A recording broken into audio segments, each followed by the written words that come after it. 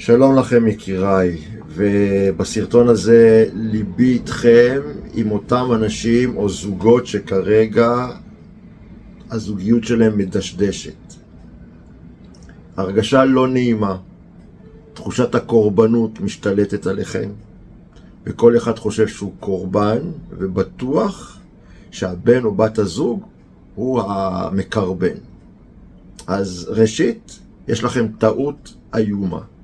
שתיכם קורבנות.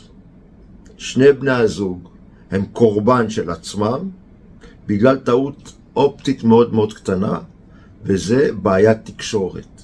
אתם לא מצליחים לתקשר אחד עם השני, וגרוע, יותר גרוע מזה, שאתם לא מצליחים לדברר את ההרגשות שלכם אחד כלפי השני.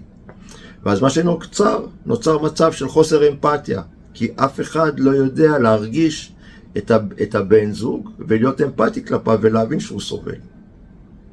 עכשיו, כל מה שאני רוצה ממכם שתעשו דבר פשוט. הטלפון שיעלה על המסך, יש לכם אחריות להתקשר אליי, לדבר איתי בטלפון, לבוא ולהגיע ביחד דרך השיחת טלפון לפגישת ייעוץ ללא עלות, ואחר כך נחליט אם אנחנו עולים על דרך טיפולית כזו או אחרת, אבל בטוח שאתם תצאו מזה מחייכים.